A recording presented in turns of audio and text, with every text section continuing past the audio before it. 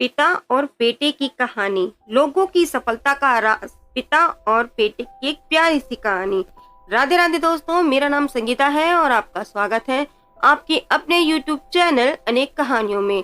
तो दोस्तों, इस चैनल पर मैं धार्मिक कहानियाँ, हॉरर कहानियाँ और मोटिवेशन कहानियाँ लेकर आती हूँ। दोस्तों, कई बार ऐसा होता है जब हम किसी निर्णय को लेने से डरते हैं। उदाहरण स्वरूप, जैसे मैं अभी रेलवे की परीक्षा की तैयारी कर रही हूँ, लेकिन मैं नियमित रूप से प्रतिदिन नहीं पढ़ पाती हूँ। कई बार ऐसा लगता है मानो मैं परीक्षा में निकल ही नहीं पाऊंगी। नहीं, ये ही सोच मैं उतना समय पढ़ाई पर नहीं दे पाती हूँ। मैं फिर यह सोचती हूँ कि आज जो मेरे पास समय है, मौका है पढ़ने का, कुछ बड़ा करने का, ये अनमोल समय वापस नहीं आएगा। बस थोड़ी सी और मेहनत, आरामदायक परिस्थिति में आप अपने सपने पूरे नहीं कर सकते।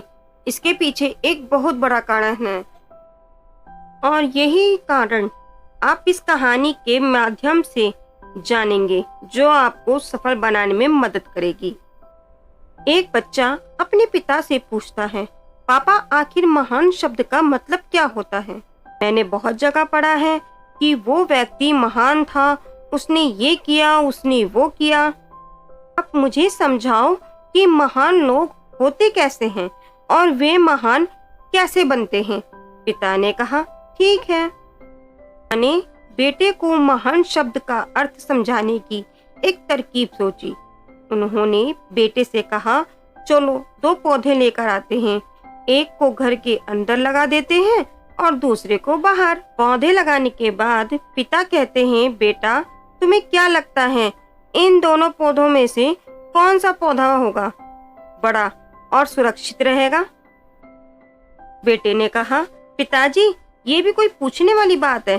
जो पौधा हमारे घर के अंदर है वो सुरक्षित है और वो बड़ा होगा, जबकि बाहर वाला पौधा बिल्कुल सुरक्षित नहीं है। उसे बहुत सारे मौसम झेलेंगे, उसे कोई जानवर भी खा सकता है। पिताजी शांत रहे और उन्होंने कहा, बेटा, इसका जवाब मैं वक्त आने पर दूंगा। पढ़ाई करने के लिए 4 साल के लिए बाहर चला जाता है और जब वापस आता है तो घर के अंदर के पौधे को देखकर कहता है, पापा, मैंने कहा था ना, इसे पौधे को कुछ नहीं होगा, ये ठीक ही रहेगा। पिताजी कहते हैं, बेटा, जरा जाकर बाहर उस दूसरे पौधे को भी देख कर आओ। बेटा जब बाहर जाकर देखता है तो एक बहुत बड़ा पेड़ वहां पर होता है। बेटे को यकीन नहीं हो रहा होता कि आखिर वो इतना बड़ा कैसे हो गया, जबकि अंदर का पौधा तो इससे 100 गुना छोटा है। अब पिताजी बेटे को समझाते हैं, बेटा, ये पौधा इतना बड़ा इसलिए बन पाया क्योंकि इसने हर मौसम का सामना किया, हजारों मुश्किलों से लड़ा, लेकिन अंदर का पौधा सुरक्षित होने की वजह से ना ही उसने कोई मौसम का सामना किया, ना ही उसे किसी ठीक तरह से धूप मिली और इसी कारण वो बड़ा नहीं बन पाया। बेटा, याद रखना, इस पेड़ की तरह दुनिया में वही व्यक्ति महान बन सकता है जिसने हजारों मुश्किलों का सामना किया हो और जो अंदर के पेड़ की तरह जीवन भर सुरक्षित रहने की सोचेगा तो वो कभी महान नहीं बन पाएगा। तो दोस्तों, कैसी लगी ये पेड़ की कहानी?